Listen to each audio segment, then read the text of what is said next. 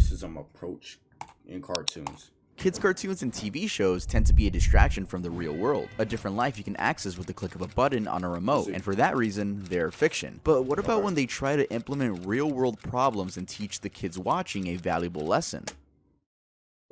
Sometimes they go right, and other times they go extremely wrong in the eyes of the audience. Damn.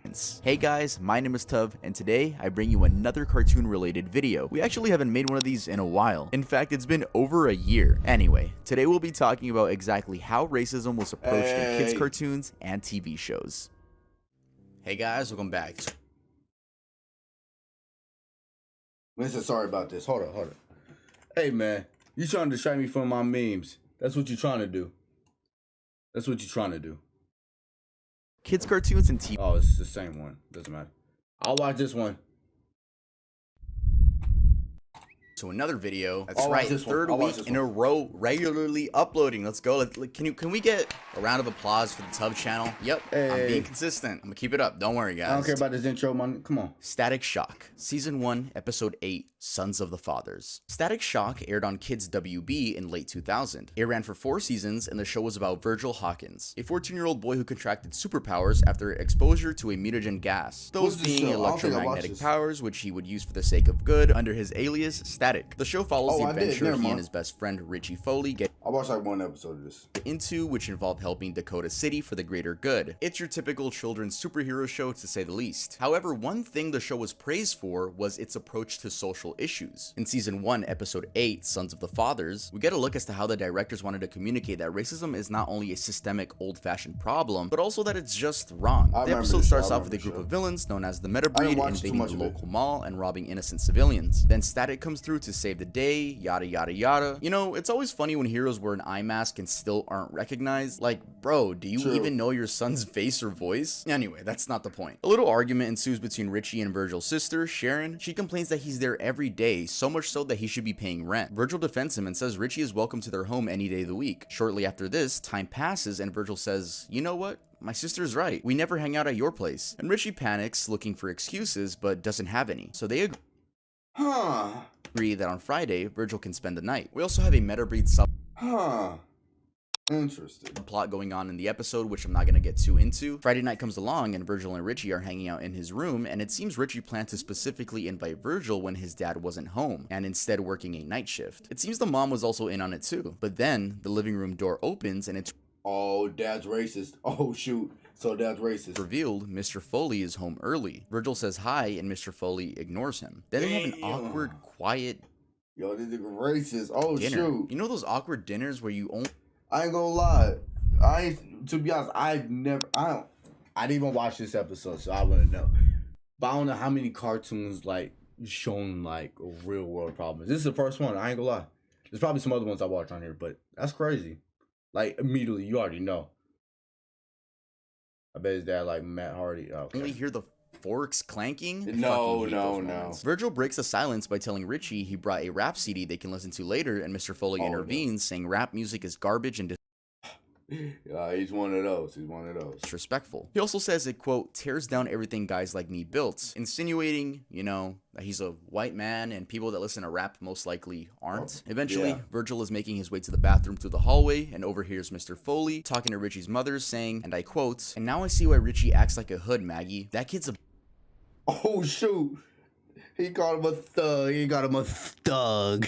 Bad influence. All his kind are. It's bad enough I gotta deal with them all day long. Crazy. Now one of them's in my house. Whoa. I gotta deal with them all day long. Not gotta come home. And as any normal human would, Virgil leaves. Shout out Richie for writing for his homeboy though, because he straight up calls his dad out for being racist and tells him he hates him. Well, you got what you wanted, Dad. My best friend's gone because of you and your stupid racism. I hate you! The day after, Virgil gets a phone call from Maggie, Richie's mom, explaining that Richie is missing. She also apologizes, and we can see that the only racist in the house is Mr. Foley. Then we get to see Richie get chased by an armadillo man and a wolf man. Okay, we also get to see Mr. Foley ask Virgil's father for help in a very obnoxious way. He says Richie never mentioned Virgil and his family were black. As annoyed as Mr. Hawkins is, he's still willing to help track down Richie. They have a discussion about what was said that previous night where Mr. Hawkins confronts Foley. He calls him an ignorant bigot that's blind to the world moving forward. He also says Richie doesn't like his own dad, and because of that, he'll never truly get to have a good relationship with his own son. Then he says, Richie ran away from you a long time ago, and who can blame him? Richie ran away from you a long time ago, Foley. And who can blame him? Damn. Wrong with him. Okay. Long story short, a fight breaks out between the villains and the dads trying to save Richie, though are incapable of doing so. Then Static comes in to save the day, and Mr. Foley is extremely grateful that his son was saved by, you know, a black superhero. The episode ends with Mr. Foley, Virgil, and Richie all heading to Comic-Con, and the father's attitude is noticeably different, treating Virgil as he would anyone else. I really like how the directors chose to make the dad being racist just as big a problem as supervillains, and they don't shove it in your face either. It was genuinely a good life lesson that was approached in a calmly and mature manner. I see why the show was heavily praised. What'd you just say? You said, not gonna lie, was slavery that bad, huh? Okay, wow. Dwayne McDuffie, one of the two creators of the original Static Shock comics, focused heavily on giving minorities an important role in pieces of media. Fun fact, since we're talking about Static Shock, they actually had a gun PSA and a dyslexia PSA. In the dyslexia one, they tell kids to not be afraid to tell an adult if they're having trouble reading, and they're no less than anyone else. And the gun PSA is a bit more morbid, showing a little girl placing a rose on a tombstone. Okay. Oh, hey, shit. Yo, what's this? Hey, you two. What's this? Hey, yo. That's bad. Yo, who's on top of him? Hey, yo. Oh, hey guys. It's just me and Earl hanging out, you know, just waking up. But I'm here to interrupt the video to tell you guys we have a new drop at Earl plays that 4 seasons from Season 3, Episode. That's a Raven? Okay. 10, True Colors. That's a Raven aired on Disney. W show, one of the top 5 greatest shows from Disney Channel. No cap, we all know it, bro. School shooter episode, what? Now, 4 seasons from 2003 to 2007. It was about a teenage girl, Raven, dealing with the average problems of the youth. But there was a twist. She could see into the future. I always personally thought that was a little bit corny, but the show was a huge success, so fuck me, right? Anyway, Season 3, Episode 10, True Colors, begins with the Baxter family cooking up soul food in celebration of Black History Month. And Raven soul food. Announces that she and her best friend Chelsea are going to be applying to a store in their local mall known as Sassy's. They go to apply and are met with multiple tasks, so the manager gets an idea of who would be a good employee. Raven does everything right, and Chelsea, I think I do remember this episode. Oh, it was so long ago. I remember. Looks every single challenge up. At the same time, Corey is supposed to be writing a 500-page essay on a historic black figure, but finds it boring. So Mr. Baxter encourages him to be more enthusiastic about his race. We cut to the next day at school where Chelsea gets a phone call from the Sassy's manager and becomes ecstatic finding out she got the job. Then she asks about Raven and is told that she didn't. Raven gets a vision and the manager can be heard saying this. The truth is, I don't hire black people. Damn! What the? This little RCF already watched the video, bro. You pissed me off, bro. Nigga commented already before she even said it, bro. That's crazy, bro. Do I remember this episode? Bro, Cartoon Network. I was a trifecta. I ain't gonna lie. I was trifecta, 100%. You would catch me like if it's a commercial. Next. Oh, 1UP, yeah. I remember I had Comcast back in the day, and all 3 of the channels were right next to each other. 62, 63, and 64. So I'm on Disney. Okay. Zach and Cody win the commercial. All right, boom. Let me switch it up. Nickelodeon. SpongeBob's on. Oh, wait. Drake and Josh is up next. Okay, word. Okay, we on commercial. Boom. Let me go to Cartoon Network song. Kids Next Door. Word. And like, you know what I'm saying? I'm like, okay. Commercial? Like Zach and Cody before the episode ends. All right. Oh, just in time for Drake and Josh. You feel me? Come on.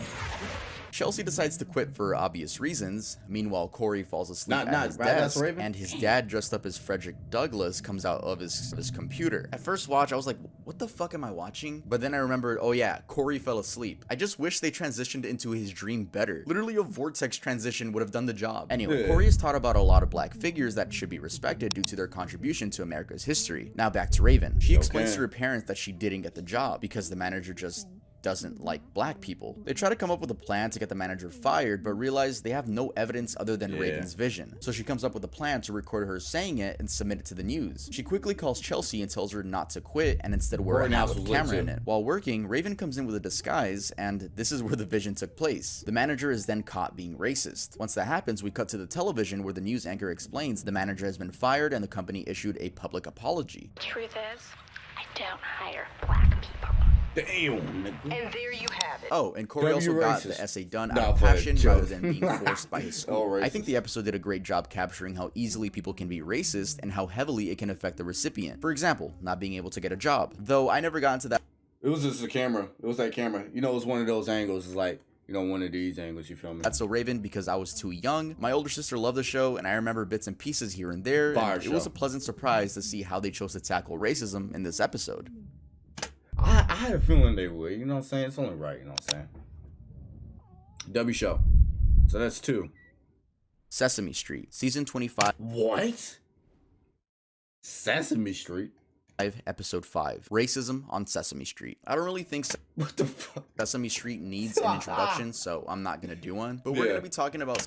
I feel like Sesame Street is almost like SpongeBob. Like, it's one of the goated shows, like, from each generation. It's trash now, obviously, but I think it's season 25, episode 5, Racism on Sesame Street, which aired on November 26th, 1993. The whole episode is actually available on YouTube, but it's split into 2 parts. The episode starts off with Gina and Savian walking around Sesame Street and having some innocent fun. Then they walk into a shop, which I'm gonna assume Gina has some ownership of, and they're startled to be receiving an anonymous phone call telling them that people of different skin colors can't be friends. They assume it's a random bystander that saw them outside, so they explain to Telly, the Muppet, that there are some stupid people in this world, and Telly is confused as to why this is a conversation to have in the first place. Then Telly asks what they would do if that person calls again, and they mock the idea of it happening by making a fart sound. Is this Drake?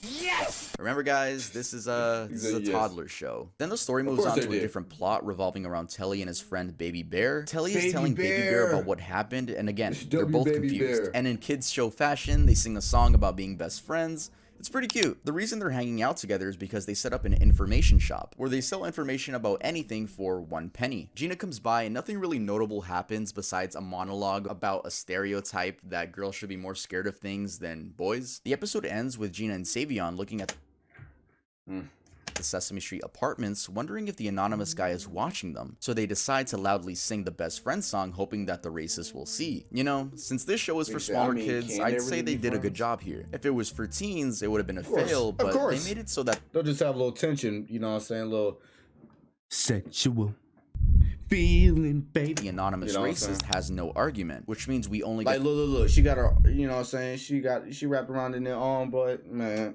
after Sesame Street is over, they finna, you know what I'm saying, to see Telly's side of confusion and Gina and Savion's reasoning that it's just the product of bad people. During the year of 2020, Sesame Street continued to push the anti-racism agenda due to the problems going on at the time. The videos I watched were honestly pretty innocent and educational, which confused me on the amount of dislikes they got. Though comments were disabled, so I couldn't check out any opinions. I decided to go to the source of the video, which was CNN's Twitter, which has 11 million views, and I was able to gather a glimpse of the negative comments. This is why I'm gonna assume the videos talking about racism have dislikes, but I also found these wholesome images too. The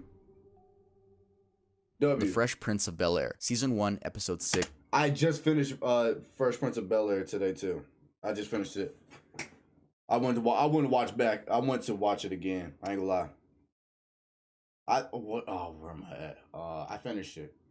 I was watching the dad episode for Will, bruh. Dude, that episode, I almost cried watching it, I ain't gonna lie. 6. Mistaken Identity. The Fresh Prince of Bel-Air aired from 1990 to 1996 on NBC and followed a street smart teen played by Will Smith, whose name is Will Smith. I didn't grow up with this show, but I didn't know Will Smith played Will Smith in this show. Anyway. Did everybody play Will Smith? Like, I didn't grow up with this show, but I didn't know Will Smith played Will Smith. No, they didn't. Okay. Rest in peace, Uncle Phil. Fifth in this show. For real. Anyway, the show follows Will Smith and the troubles he gets into in the neighborhood of Bel Air, Los Angeles. In season 1, episode 6, Mistaken Identity, the episode begins with Uncle Phil and his wife Vivian going to a retreat in Palm Springs. They break the news to the kids that they're staying at home. So Will comes up with a plan to ask Uncle Phil's boss if he needs him to drive his car over there since they'll be flying in a helicopter. So Will and Carlton attempt to drive the Mercedes to Palm Springs but are suddenly stopped by a cop. Carlton is hopeful as he says the policeman is their friend and should be able to give them some directions since they're lost. Will instructs Carlton to keep his hands on the wheel, but he doesn't listen and instead goes for a handshake. The police officer then tells him to keep his hands on the wheel. Carlton is extremely innocent and Will is telling him what not to do and he just ignores him. He takes out his license and registration and says that the car isn't his, by the way, which prompts the officer to tell him to get out the car. And then we cut to the police station where Will is giving Carlton a pep talk on how cops treat black people and how to talk back to them by keeping their answers short and sweet. This doesn't seem to get through Carlton's head though, as he's saying more than he should to the cops, which just makes their story seem fake, furthering the cops' suspicions that these two black males stole the car. They get a chance to make a phone call, so they call the boss's wife, and she mistakes "I'm in jail" for "I'm in Yale." She then later hangs up and tells Carlton's parents that he got into Yale, leaving them confused. Then the duo end up getting thrown in a cell and Will comes up with a plan to only confess. I'm not laughing at the fact they got thrown in jail. I'm just laughing at, bro, don't do that. Don't be weird. Don't be weird, bro. Crimes they didn't commit if a camera crew shows up and broadcasts it. Uncle Phil and his wife end up seeing this as it interrupts the football game everyone was watching at the retreat, and they go to the station demanding the kids are set free. The cops disrespect them though, not seeing them as real people. And then Henry Firth shows up, the boss and owner of the car, and the cops treat him with the utmost respect. Henry says he knows those kids, and Uncle Phil tells the cops to let them free before he sues them, as he's a lawyer. Once at home, Will and Carlton have a serious discussion about racism against black people, as Carlton is oblivious to it, even after the event. He says that the Bro, it's crazy, man. I remember because he was saying, like, I'm from Bel Air, you know what I'm saying? You know what I'm saying? It don't matter where you from, Negro. You black. It's different. cops were, quote, just trying to do their jobs, which angers Will, and he tells them that no matter what, as long as they're black, their lives will be harder than the average white man. The episode ends in a very morbid way, with no happy ending, as Carlton is trying to make sense of why they were stopped. He claims they were just driving too slow, and that's why the cops stopped them. If you were a policeman, and you saw a car driving 2 miles an hour, wouldn't you stop it? I asked myself that question the first time I was stopped. Good night, son. Then the camera pans out, and we see Carlton reflecting on being racially profiled. Yeah, we fade to racial profile. black, and the credits roll. There's no music like usual. It's just quiet. Honestly, quiet. it's an extremely real look at what it could be like finding out that you're in the minority. Not only that, but realizing the fact that your life is going to be a lot harder than it should be. I really like this episode. I always like, and I'm sure many of you do too, when shows get serious, especially when there's not a happy ending. It's only real life. If you guys are interested, make sure to go look it up and watch it. It's a really good watch. He says really good watch. Arthur, season 21, episode Arthur? 4. Really? Arthur Takes a Stand. Arthur aired on PBS from 1994 to Hey, 2022. wait, Yeah, walking it down barely the ended street. last year. That's fucking Everybody crazy. Though the that show you did meet. go on several hiatuses, so it wasn't active for a couple of those years. The show takes place in the fictional city Arthur. of Elwood and focuses on third grade student Arthur the Aardvark and his other Yes, this is an aardvark. I forgot. I don't even know what that means. What is it? What is an aardvark? anthropomorphic friends. In season 21, episode 4, which came out in 2017, the principal announces What? Wait. How long did Arthur be on the was on TV for?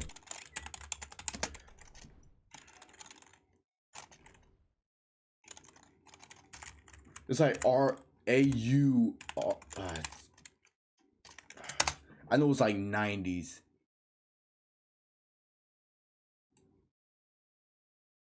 Ugh.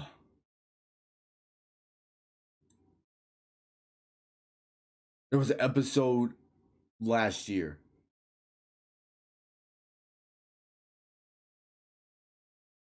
The fact that because it's all grown up. There's an all grown up version. Okay, that's crazy how they still. It's from 96 to 2022, bro. That's crazy. Dude, what?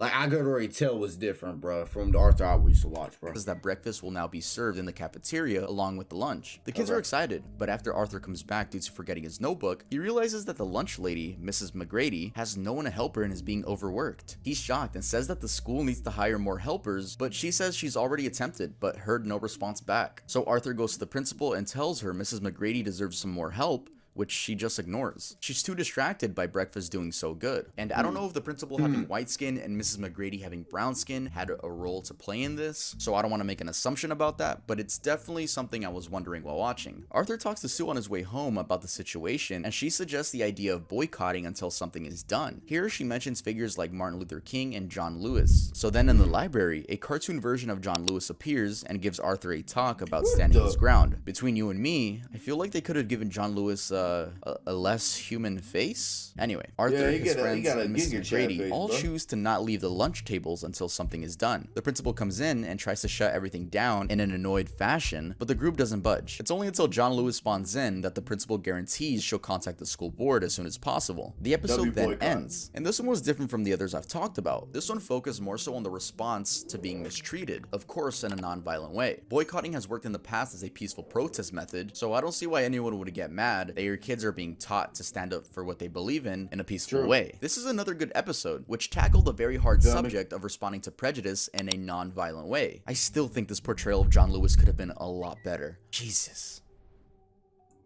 True, because he gave him a Giga Chat face. Steven Universe, BLM PSA. Steven Universe. What? Is this for real? I mean, I didn't like. Bro, after like the first 2 episodes of Steven Universe, I stopped watching. I ain't gonna lie. Ran on Cartoon Network from 2013 to 2019 and had a spin-off called Steven Universe Future that ran from 2019 to 2020. The show was about a young boy only lasted 1 year named Steven and the Crystal Gems, aka alien warriors who protect humanity from the evils it faces, those being Garnet, Amethyst, and Pearl. Oh, and Steven. The show was very LGBT friendly, which meant it was controversial, but it's also loved by many. I mean, Steven Universe has an extremely strong and diehard fan base, whether people like it or not. Though I've only heard that the Steven Universe fan base is cringeworthy, and it seems even some of the people in the fandom don't like the community either. I do really like the animation style though. I always have. Oh, and the theme song. That's just kind of hard. I'm not gonna lie. That's just kind of hard. Anyway, in 2020, the Steven Universe team released a short on YouTube titled Don't Deny It, Defy It. And it starts off with 2 little boys on the playground holding hands, and one of them saying, when we're older, let's get married, which leads another kid to say, you can't get married, black people can't marry white people. Yeah, she says it in that tone. I don't know if I can play the clip for copyright, but if I can, then you're probably about to hear it. Hey, when we're older, let's get married. Ha!